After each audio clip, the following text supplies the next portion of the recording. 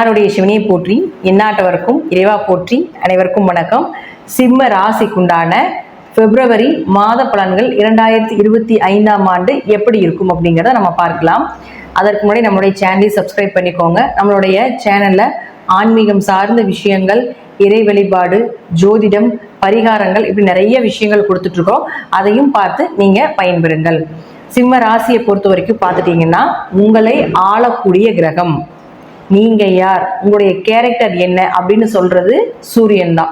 இந்த சூரியன் அப்படின்னு சொல்லக்கூடியவர் பார்த்துட்டீங்கன்னா உங்களுடைய ராசிக்கு 6ஆம் வீட்டுல இருக்கார் 12ஆம் தேதி வரைக்கும். 12ஆம் தேதிக்கு மேல உங்க ராசிக்கு போய் நேரா சிம்மத்தை பார்க்கிறார். இது சிம்ம ராசிக்கும் பொருந்தும், சிம்ம லக்னத்துக்கும் பொருந்தும் இந்த பதிவு. அப்போ சிம்ம ராசிக்கு ராசி அதிபதி மறையிறது அப்படிங்கிறது ஒரு சிறப்பு கிடையாது. 11ஆம் தேதி வரைக்கும் நீங்க கவனமா தான் இருக்கணும்.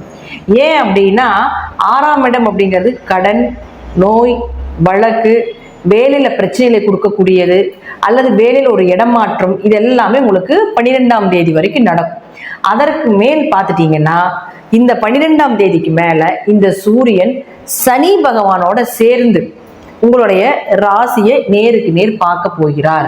எப்பொழுதுமே ராசி அதிபதியோ லக்னாதிபதியோ தன்னுடைய லக்னத்தையோ தன்னுடைய சொந்த வீட்டையோ தன்னுடைய ராசியோ பார்த்தால் மிகப்பெரிய யோகத்தை கொடுக்கும். அப்ப சிம்ம ராசிக்கு பிப்ரவரி மாதம் 12ஆம் தேதிக்கு மேல நீங்க இப்ப எதெல்லாம் உங்களுக்கு தடையா இருக்குதோ அந்த தடையெல்லாம் 12ஆம் தேதிக்கு மேல உடையும். சூரியன் அப்படின்னா ஒளி கிரகம். மற்ற எல்லா கிரகங்களையுமே நம்ம பஞ்சாங்கத்துல, நம்ம ஆன்மீகத்துல என்ன சொல்றோம்னா ஒரு குருட்டு கிரகம் அப்படின்னு சொல்றோம். சூரியனை மட்டும்தான் ஒளி கிரகம்னு சொல்றோம். அதனாலதான் நவகிரகத்துல பாத்தீங்கன்னா நடுவுல அவரை வச்சிருப்பாரு. சூரிய உதயம் ஆனாத்தான் எல்லாத்துக்குமே பூஜை. சூரியன் எப்போ உதயம் ஆகுதோ அதற்கப்புறம் தான் நம்ம உலகத்துக்கே வெளிச்சம் இல்லைங்களா? அப்போ சூரியன் தன்னுடைய சொந்த வீட்டை பார்க்கும் பொழுது, இப்ப பாருங்க இந்த சிம்ம ராசி சிம்ம லக்னத்துக்குள்ள கண்டசனி நடந்துட்டு இருக்கும். கண்டசனினால கணவன் மனைவிக்குள்ள பிரச்சனை, வியாபாரத்துல ஒரு செழிப்பு இல்லாம இருக்கிறது, பார்ட்னருக்குள்ள, நண்பர்களுக்குள்ள, இதெல்லாமே இந்த சிம்மத்துக்கு கண்டசனி நடக்கக்கூடிய காலகட்டங்கள் இருக்கும். இப்போ இந்த கண்டசனியினுடைய தடை, அந்த சனி பார்க்கறதுனாலதான் அந்த இடம் இருளாக இருக்குதுன்னு சொல்றோம். அப்போ அந்த இருளை அந்த இருளை உடைத்து அந்த ஒளியை கொடுக்கக்கூடிய கிரகம் சூரியன் 7லிருந்து நேரா உங்க ராசியை பார்க்கும் பொழுது நடக்கும். அப்போ சிம்ம ராசி சிம்ம லக்னக்காரர்கள் எல்லாமே இந்த ஒரு மாதம் உங்களுடைய பிளான் எல்லாமே சூப்பரா நீங்க என்ன நினைக்கிறீங்களோ அது எல்லாமே பிளான் பண்ணி வச்சுக்கோங்க. கண்டிப்பா நடப்பதற்கு உண்டான வாய்ப்புகள் உண்டு. உங்களுக்கு இருக்கக்கூடிய அந்த இருள் விலகி ஒரு ஒளி கிடைக்கும். அதே போல யாரோ ஒருத்தர் வந்து உங்களுக்கு ஹெல்ப் பண்ண வருவாங்க. யாரோ ஒருத்தர் மூலமாக நீங்க எதுல எல்லாம் ஃபெயிலியர் ஆயிருக்கிறீங்களோ, எதுலாம் டவுனா நிக்கிறீங்களோ, எதுலாம் உங்களுக்கு தடை தாமதங்கள் ஆயிட்டு இருக்குதோ அதற்கு எல்லாத்துக்குமே ஒரு வெளிச்சத்தை கொடுப்பதற்கு ஏதாவது ஒரு மூலமாக உங்களுக்கு நிச்சயமாக இந்த கிரகங்கள் உங்களுக்கு காண்பித்து கொடுக்கும் அப்படிங்கிறத முற்றிலும் உண்மை. அப்போ ஒரு மாதம் சூரியன் அதாவது இங்கதான் இருப்பார். மாசி மாதம் முழுவதும் சூரியன், தமிழ் மாதத்துல சொல்லிட்டோம்னா மாசி மாதம் முழுவதும் இங்கதான் இருப்பார். மாசி மாதம் முழுவதும் நீங்க உங்களுக்கு உண்டான விஷயங்களை கொஞ்சம் கவனமாக செயல்படுத்தினீங்கன்னா இந்த மாதம் நீங்க என்ன நினைக்கிறீங்களோ அது எல்லாமே இந்த ஒரு வருடத்திற்கு உண்டான ஏதாவது ஒரு நல்ல விஷயத்தை அது கண்டிப்பா கொடுத்துட்டு தான் போகும் அப்படிங்கிறது முற்றிலும் வேணும். ஏன்னா நேருக்கு நேர் பார்வை, நேரடி பார்வைக்கு வளர்ச்சின்னு அர்த்தம். குரு, சனி, செவ்வாய் இதுக்கெல்லாம் ஒவ்வொரு பார்வைகள் உண்டு. ஆனா சூரியனுக்கு ஒரே பார்வை, நேரடி பார்வை மட்டும்தான். அப்ப அவர் நேரடியா பார்க்கும் பொழுது உங்க ராசியவே தன்னுடைய சொந்த வீட்டையே பார்க்கும் பொழுது நிச்சயமாக நல்லதை செய்து கொடுத்துத்தான் போவார் அப்படிங்கிறது முற்றிலும் உண்மை. அப்போ உங்களுடைய பிளான் எல்லாம் நீங்க எப்ப வச்சுக்கலாம்னா 12ஆம் தேதிக்கு மேல, 12ஆம் தேதி வரைக்கும் கொஞ்சம் அமைதியா இருங்க. 12ஆம் தேதிக்கு மேல பெயர், புகழ், மதிப்பு இதெல்லாமே கண்டிப்பா உண்டு. உங்க பிளானிங் எல்லாமே 12ஆம் தேதிக்கு மேல நடக்கும் அப்படிங்கிறதுல எந்த மாற்றமும் கிடையாது. அடுத்தது புதன். இந்த புதன் யார்? உங்களுக்கு தனஸ்தானாதிபதி, லாபஸ்தானாதிபதி. அவர் இருக்கிறதும் பார்த்துட்டீங்கன்னா உங்களுக்கு 6ல தான் போயிருப்பார். அப்ப 2 கூட எவரோ இந்த லாபஸ்தானாதிபதியோ தனஸ்தானாதிபதி இங்க 6ல மறையும் பொழுது பணம் வராது. சொந்த தொழில் பண்ணிட்டு இருந்தீங்கன்னா கொஞ்சம் லாபங்கள் குறைஞ்சு வந்திருக்கும். பெரிய அளவுக்கு பணம் ரோலே ஆயிருக்காது இந்த மாதம். ஆனா இந்த புதனும் பார்த்துட்டீங்கன்னா அடுத்தது உங்களுக்கு 7ஆம் வீட்டுக்கு போறார் 11ஆம் தேதிக்கு மேல. அப்ப 2 கூடையவர் 11ஆம் அதிபதி 7க்கு வரும் பொழுது நீங்க எதிர்பார்த்த பண வரவு நிச்சயமாக கிடைக்கும். பார்ட்னர் மூலமாகவோ எந்த தொழில் பண்ணிட்டு இருந்தீங்கனாலும் இப்ப இருக்கக்கூடிய அந்த இருள் அப்படின்னு சொல்லக்கூடியது 11ஆம் தேதிக்கு மேல நிச்சயமாக இருக்காது. ஏதாவது ஒரு வழியில பண வரவு, சுப நிகழ்ச்சிகள், திருமணம் சார்ந்த விஷயங்கள் இதெல்லாமே நிச்சயமாக ஏற்படுத்தி கொடுப்பார். 7ஆம் இடம் அப்படிங்கிற திருமண ஸ்தானம் இல்லையா, அப்ப அங்க புதன் வரக்கூடிய காலகட்டங்களை ஏதாவது ஒரு வழிவகையில் உங்களுக்கு திருமணம் சார்ந்த விஷயங்கள், நீங்க எதிர்பார்த்த திருமணம், அதே போல எதிர்பார்த்த லாபங்கள் இதெல்லாமே நிச்சயமா கிடைப்பதற்குண்டான, ஏன்னா அவர் தான் உங்களுக்கு குடும்பஸ்தானம், குடும்பத்தை அமைச்சு கொடுக்கக்கூடிய கிரகமும் யாருன்னு பாத்துட்டீங்கன்னா புதன் தான். அப்ப அவர் போய் உங்களுக்கு 7க்கு வரும் பொழுது குடும்பத்தை நிச்சயமாக ஏற்படுத்தி கொடுப்பார் அப்படிங்கிறதுல மாற்றமே கிடையாது. அடுத்தது உங்க ஜாதகத்துல பாருங்க யாரோட சேர்றாங்க, யாருடைய சேர்க்கை அப்படிங்கிறது ரொம்ப முக்கியம். சனி பகவானோட சேருது சூரியனும் புதனும். அப்போ இந்த சனி புதன் சேர்க்கை அப்படிங்கிறது வியாபாரத்துல, தொழில்ல, ஒரு லாபத்துல வளர்ச்சியை கொடுத்துரும். ஆனா உங்களுக்கு என்ன பண்ணும்னா அதுல ரீதியா வரக்கூடிய சில பணம் எல்லாமே கொஞ்சம் மந்த நிலைகளாக இருப்பதற்கு, பணம் வர்ற இடம் கொஞ்சம் தாமதமா வர்றது, இதெல்லாம் ஏன்னா சனியில தாமத கிரகம்னு சொல்றோம். அப்போ விஷயம் நடந்துடும், ஆனா அந்த பணம் கொஞ்சம் இழுபறியா இருக்கும், ஆனா வந்துடும் கண்டிப்பா. ஏன்னா சனி ஆட்சி பலம் பெற்றிருக்கிறதுனால கண்டிப்பா அந்த பணம் கண்டிப்பா நிச்சயம் வந்து சேரும். ஆனா உங்க ஜாதகத்துல இதே போல சூரியனும் சனியும் சேர்ந்து இருக்கான்னு பாருங்க. இந்த சூரியன் சனி சேர்க்கை ஆண் ஜாதகமாக இருந்தால் கண்டிப்பாக அப்பாவுக்கும் பையனும் வீட்டுல ஒரே சண்டை சச்சரவு பிரச்சனைகளாகத்தான் இருக்கும். வீட்டுல 2 பேர் இருக்கவே மாட்டாங்க, ஒருத்தர் இருந்தா ஒருத்தர் வெளியே போயிடுவாங்க, நிம்மதியா ஒரு நேரம் சாப்பாடு சாப்பிட முடியாது. இது உங்க ஜாதகத்துல இருக்கான்னு பாருங்க. அப்படி இருந்தால் வருடம் ஒரே ஒரு முறை மட்டும்தான் சனியும் சூரியனும் சேரும். அப்ப அந்த காலகட்டங்கள் அந்த தோஷத்தை அதிகப்படுத்தி கொடுக்கும் ஆண் ஜாதகமா இருந்தா. அப்ப இந்த ஒரு மாதம் மட்டும் கொஞ்சம், மாசி மாதம் மட்டும் கொஞ்சம் நீங்க என்ன பண்ணணும், 16ஆம் தேதி 12ஆம் தேதிக்கு மேல ஒரு மாத காலங்கள் வீட்டுல அப்பாவும் பையனும் இந்த காம்பினேஷன் இருந்தா மட்டும் கொஞ்சம் கவனமா இருங்க. தேவையில்லாத பேச்சுக்களை பேச வேண்டாம். குடும்பத்துல தேவையில்லாத வியாபாரம் சார்ந்த, தொழில் சார்ந்த பிரச்சனைகள் வரும் அப்படிங்கிறதுனாலதான் நம்ம என்ன சொல்றோம்னா இந்த காம்பினேஷன் இருக்கக்கூடியவங்க கொஞ்சம் கவனமா இருந்துக்கோங்க. அதே போல பாருங்க பெண் ஜாதகத்தில் நம்பிப்பிடுதுன்னு வச்சுக்கோங்களேன், அப்பாவும் பொண்ணும் பயங்கர பாசமா இருப்பாங்க. இந்த காலகட்டங்கள் எல்லாமே அப்பா கிட்ட என்ன கேட்டீங்கன்னாலும் கிடைக்கும், தாராளமா வாங்கிட்டு போய்க்கலாம். சின்ன சங்கடங்கள் இருந்தாலும் கூட இப்ப கேட்கக்கூடிய விஷயங்கள் எல்லாமே நடக்கும். பெண் ஜாதகத்துல சூரியனும் சனியும் சேர்ந்ததுன்னா அந்த பொண்ணும் அதிர்ஷ்டசாலி, அவங்க அப்பாவும் அதிர்ஷ்டசாலி, 2 பேரும் பிரியவே மாட்டாங்க, யாரையும் விட்டு கொடுத்துக்கவும் பேசிக்கவும் மாட்டாங்க. இது பெண் ஜாதகத்துக்கு. ஆண் ஜாதகத்துக்கு மட்டும்தான் இந்த பாதகம், பெண் ஜாதகத்துக்கு அது யோகம். அதே போல அடுத்தது பாருங்க உங்க ஜாதகத்துல ராகு சுக்கிரன் சேர்க்கை இருக்கான்னு பாருங்க. இந்த ராகு சுக்கிரன் சேர்க்கை உச்சகட்ட பண வரவு மகாலட்சுமி யோகம், அதே போல உச்சகட்ட பெண் சாபம். அப்போ உங்க ஜாதகத்துல இந்த காம்பினேஷன் இருக்குன்னு வச்சுக்கோங்களேன், நல்ல பணவரவு வசதி வாய்ப்புகளோட நீங்க இருக்கிறீங்க அப்படின்னா உங்க குடும்பத்தில் இருக்கக்கூடிய பெண்களுடைய நிலைகள், பங்காளி உறவுகள் இருக்கக்கூடிய பெண்களுடைய நிலைகள், உங்க வம்சத்துல இருக்கக்கூடிய பெண்களுடைய நிலைகள் எல்லாமே நல்லா இருக்காது. ஒன்னா ஆண் வாரிசாகவே பிறக்கும் அல்லது பெண் வாரிசாகவே பிறந்துட்டு இருக்கும். இதுல இன்னொரு என்னன்னு பாத்துட்டீங்கன்னா பெண்களுக்கு ஒரு நிம்மதி அப்படிங்கிறது இருக்கவே இருக்காது உங்க குடும்பத்துல. அல்லது கணவன் மனைவி பிரிந்து வாழ்வாங்க, விடோவா இருப்பாங்க, அல்லது கணவர் இருக்க மாட்டாங்க. ஏதாவது ஒரு வழியில பெண்கள் பாதிக்கப்படுவாங்க. இதுதான் சுக்கிரன் ராகு சேர்க்கை இருந்தால் உங்க வம்சத்தில் நடக்கக்கூடிய உச்சகட்ட பெண் சாபம். ஆனா பணவரவெல்லாம் கொடுத்துரும். இந்த சுக்கிரன் ராகு சேர்க்கை பணவரவு, மகாலட்சுமி யோகம், எப்படி பணம் வருது, எது வருது, தொடக்கூடிய விஷயங்கள் எல்லாமே லாபமா வர்றது எல்லாமே இந்த சுக்கிரன் ராகு சேர்க்கை. நான் சொன்னது போல இந்த காம்பினேஷன் உங்க ஜாதகத்துல இருந்ததுன்னா இந்த அமைப்புகள் இருக்கும் அப்படிங்கிறத சொல்ற.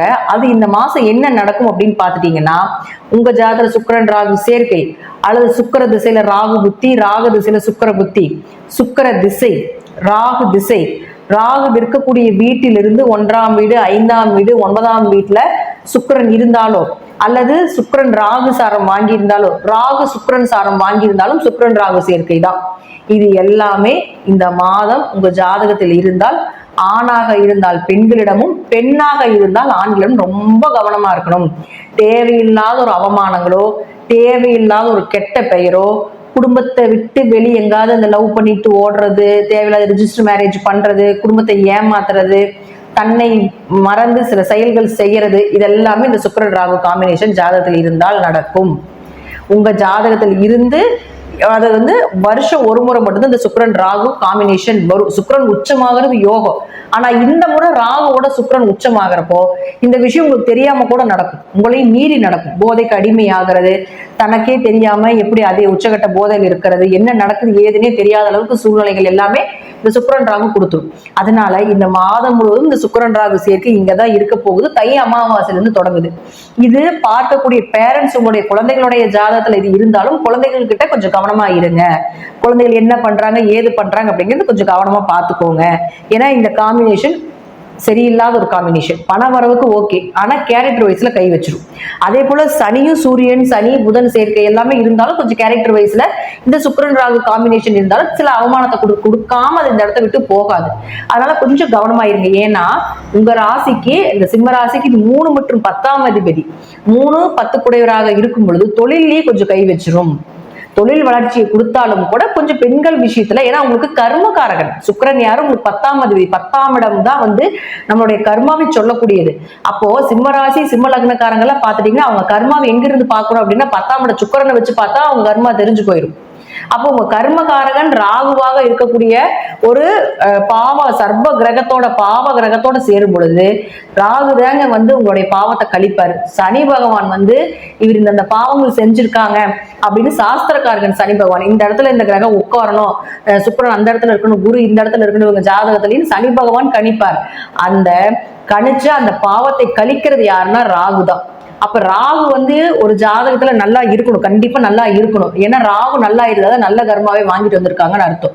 இதுல நம்ம சோழி பிரசனம் பார்ப்போம் இல்லைங்களா, சோழி பிரசனம் போட்டு பாக்குறது. பிரசனத்துல பார்த்தோம்னா குலதெய்வத்தை ஒரு வகையில எடுத்தாலும் கூட ராகு வச்சு அவங்க வம்ச தோஷத்தையுமே நம்ம சொல்லிடுவோம். ராகுதான் வம்சாவளியாக வரக்கூடிய தோஷங்கள் எல்லாமே சொல்றது ராகுதான். அப்ப இந்த வம்சாவளியாக வர பெண் சாபம் பெண் தோஷத்தை சொல்றது சுக்கிரன் ஒரு பெண் கிரகம். அதோட ராகு சேர்றதுனாலதான் நம்ம என்ன சொல்றோம்னா வம்சாவளியாக பெண்களுக்கு துரோகம் பண்ணி இத்தனை தலைக்கட்டு 3 தலைக்கட்டு 4 தலைக்கட்டு 7 தலைக்கட்டு எல்லாம் பெண் சாவதனால நிறைய கஷ்டங்களை அனுபவிக்கிறதெல்லாம் பாத்துட்டீங்கன்னா இந்த சுக்கிரன் ராகுதான். நம்மளுடைய வம்ச தோஷத்தை சொல்லக்கூடியது ராகுதான். அப்ப அந்த ராகுவோட சிம்ம ராசிக்குண்டான கர்மகாரகன் உங்க கர்மாவை கழிக்கக்கூடியது உங்க கர்மாவை சொல்லக்கூடிய சுக்கிரன் ராகுவோட சேரும் பொழுது உங்க கர்மா இந்த மாதத்தில் கழிப்பதற்குண்டான ஏதாவது ஒரு வேலை நிச்சயமாக நடத்தியே தீர்வார் இந்த சுக்கிர பகவான் ராகுவோட காம்பினேஷன்ல சேர்ந்து. அப்போ உங்க ஜாதகத்துல இதெல்லாம் இருந்ததுன்னா நீங்க செய்ய வேண்டிய ஒரே விஷயம் என்னன்னு பாத்தீங்கன்னா குலதெய்வ வழிபாடு. ராகு எந்த அளவுக்கு தோஷத்தையும் ராகு எந்த அளவுக்கு உங்களுடைய வம்சா தோஷத்தையும் சொல்லுதோ அந்த அளவுக்கு உங்க வம்சத்தை காப்பாற்றக்கூடிய ஒரே தெய்வம் குலதெய்வம் தான். அப்ப குலதெய்வ வழிபாடு செய்யணும். இது போல காம்பினேஷன் இருக்குது அப்படின்னா டக்குன்னு ஓடிடுங்க குலதெய்வ கோயில். குலதெய்வத்தினால மட்டும்தான் காப்பாற்ற முடியும். அப்படிங்கிறதுனால சிம்மராசி சிம்ம லக்னமாக இருந்தாலும் இந்த காம்பினேஷன் ஜாதகத்தில் சூரியன் சனி சுக்கிரன் ராகு சேர்க்கையில இருந்ததுன்னா நிச்சயமாக நீங்க குலதெய்வ வழிபாடை இந்த மாதம் தை அமாவாசையிலேயே போய் பண்றது ரொம்ப விசேஷம். ஏன்னா அன்னைக்குதான் சுக்கிரன் உச்சமாகுது, அவரோட போய் ஜாயிண்ட் ஆகிறார். அப்போ அன்னைக்கே போய் தை அமாவாசை அன்னைக்கு நீங்க குலதெய்வத்துக்கு வழிபாடு பண்ணிட்டு வந்துட்டீங்கன்னா இந்த மாதம் மழையாட்ட வரக்கூடிய பிரச்சனை பனியாட்ட விலகும் அப்படிங்கிறதா முற்றிலும் உண்மை. அப்போ இந்த மாதம் நீங்க வழிபட வேண்டிய ஒரே தெய்வம் குலதெய்வம் மற்றும் சூரியன் சனி சேர்க்கை இருந்ததுன்னா கால பைரவர் வழிபாடு செய்யலாம்.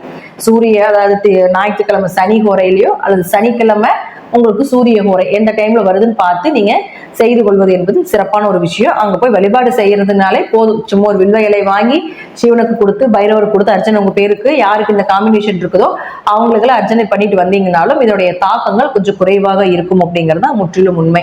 அடுத்தது பாருங்க, உங்களுடைய ராசிக்கு செவ்வாய். இந்த செவ்வாய் அப்படின்னு சொல்லக்கூடியவர் யார்? உங்களுக்கு 4 மற்றும் 9ஆம் அதிபதி. இவர் எங்க இருக்காருன்னா லாபஸ்தானத்தை போய் வக்கரத்துல நிற்கிறார். அப்ப 4ஆம் அதிபதி 9ஆம் அதிபதி சிம்மராசிக்கு சிம்ம லக்னத்துக்கு வக்கரத்துல இருந்தா தாய் தந்தையர் மூலமாக ஒரு மனக்கசப்புகள் ஏற்பட்டு இருந்திருக்கும். அவங்க சொத்துக்கள் மூலமாக, வண்டி வாகனங்கள் மூலமாக அல்லது பூர்வீக சொத்துக்கள்னால பிரச்சனைகள் வந்தது, சொத்து சார்ந்த ஏதாவது ஒண்ணு உங்களுக்கு கிடைக்காம இருக்கிறது, அதுல ஒரு பழிபாவங்கள் ஏத்துக்க வேண்டிய ஒரு சூழ்நிலைகள், ஆரோக்கியம் கொஞ்சம் 2 பேத்துக்குமே கொஞ்சம் ஆரோக்கியம் சரியில்லாம இருக்கிறது, அதற்கு மருத்துவ செலவுகள் செய்கிறது, இதெல்லாமே இந்த 24ஆம் தேதி வரைக்கும் இருக்கும். அதுல மாற்றமே கிடையாது. வக்கரம்னா கோபம், வக்கரம்னா திரும்பி இருக்குது, வக்கரம்னா எல்லாம் டபுளா கிடைக்கிறது அர்த்தம். நல்லதா இருந்தாலும் டபுளா கிடைக்கும், கெட்டதா இருந்தாலும் டபுளா கிடைக்கும். அப்ப 4 9 கூட வக்கரமாய் 11 இருக்கும் பொழுது லாபம் வரும். 24ஆம் தேதிக்கு மேல மிகப்பெரிய லாபங்களும் தாய் தந்தையனுடைய அனுகிரகமும் தாய் தந்தையர் மூலமாக பூர்வீக சொத்துக்கள் மூலமாக வரக்கூடியது எல்லாமே 24ஆம் தேதிக்கு மேல நீங்க ட்ரை பண்ணீங்கன்னா கண்டிப்பா வரும். இப்ப ட்ரை பண்ணீங்கன்னா 24ஆம் தேதிக்கு முன்னாடி நீங்க போனீங்கன்னா ஒரு சண்டையோ சச்சரவோ இதெல்லாம் பெருசா வந்து கிடைக்கும். 24ஆம் தேதிக்கு மேல அதை நீங்க ப்ராசஸ் பண்ணீங்கன்னா உங்களுக்கு சுமூகமாகவே எந்த பிரச்சனையும் இல்லாம வர்றது. அதுதான் வந்து இந்த வக்ரமாகிறதுக்கும் வக்ரம் இல்லாம ஒரு கிரகம் இருப்பதற்குண்டான பலன். அதனால அப்பா அம்மா உறவுகள், சொத்து சார்ந்த பிரச்சனைகள், வண்டி வாகனங்கள் சார்ந்த பிரச்சனைகள் இதெல்லாமே இருக்குது அப்படின்னா இதெல்லாமே 24ஆம் தேதிக்கு மேல வைத்துக் கொள்வது என்பது ஒரு சிறப்பான விஷயமாக இருக்கும். அடுத்தது பாருங்க குரு பகவான். இந்த குரு பாருங்க பிப்ரவரி மாதம் 4ஆம் தேதி வக்ர நிவர்த்தி ஆகுது. அவரும் வக்ர வக்ரத்துல தான் இருந்தார். இப்ப அவர் நிவர்த்தி ஆக போறார். சிம்மராசிக்கு குரு 5-8 குடையவர். 5 யாரு? குலதெய்வ ஸ்தானாதிபதி வக்ரமாகி உட்கார்ந்துருக்குது. எப்படி வந்து உங்களுக்கு நல்லது பண்ணி கொடுத்துருக்கப்போ குலதெய்வத்துக்கிட்ட போய் நின்றாலும் கூட உங்களுக்கு நல்ல பலன் கிடைச்சிருக்காரு. அப்போ பிப்ரவரி 4ஆம் தேதிக்கு மேலதான் வக்ரம் நிவர்த்தி பெறுகிறார். அப்போ குலதெய்வ ஸ்தானம் வலுப்பெறுகிறது. குலதெய்வத்தினுடைய அனுகிரகம் பிப்ரவரி 4ஆம் தேதிக்கு மேல நிச்சயமாக கிடைப்பதற்குண்டான வாய்ப்புகள் உண்டு. அது ராசிக்கு 10ஆம் வீட்டுக்கு வரப்போகிற 10ஆம் வீட்டுல இருக்கிறார்.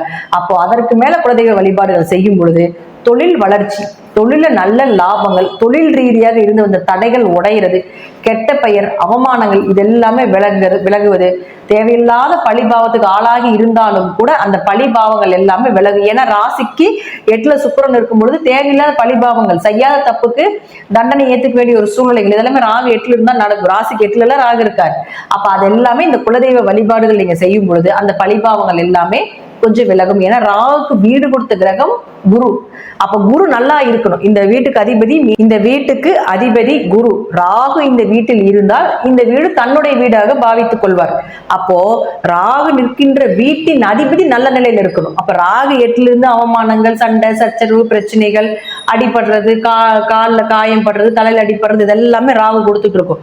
அதற்கு வீடு கொடுத்த குரு வக்ரத்துல இருந்தார். இப்ப 4ஆம் தேதிக்கு மேல வக்ர நிவர்த்தி ஆகும் பொழுது இந்த ராகு கொடுக்கக்கூடிய இந்த கெடுபலன்கள் எல்லாமே இந்த குருவால ஒன்னா தெரியப்படும் அல்லது குறைக்கப்படும் அல்லது வராம கூட போறதுக்குண்டான வாய்ப்புகளும் உண்டு. அது உங்க தசை புத்தி நல்லா இருந்தால் சுத்தமாகவே வராது அப்படிங்கிறது முற்றிலும் உண்மை. கோச்சாரங்கள் அருமையாக 100% பேசுது அப்படிங்கிறது தான் உண்மை. அப்ப கோச்சாரப்படி மாத பலன்களே நீங்க இதை கண்டினியூ நீங்க பார்க்கும் பொழுதுமே இந்த மாசத்தெல்லாம் நடக்குமா, அப்ப அது தகுந்தது போல நம்ம மாற்றிக்கொள்வது என்பது சிறப்பு. அப்ப பிப்ரவரி 4ஆம் தேதிக்கு மேல நீங்க வந்து எந்த விஷயமாக இருந்தாலும் நீங்க மூவ் பண்ணீங்கன்னா நல்லது நடக்கும். அது வரைக்கும் கொஞ்சம் கவனமாக பொறுமையாக இருந்து செயல்படுத்த வேண்டியது ஒரு உண்மை.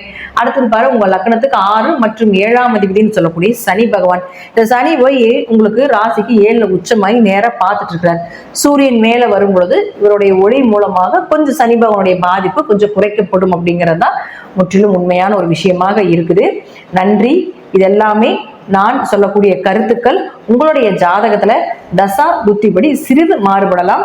மீண்டும் ஒரு நல்ல பதிவுல சந்திக்கலாம். திருச்சிற்றம்பலம், தில்லையம்பலம், ஸ்ரீ நரசிம்ம திருடிகளே சரணம்.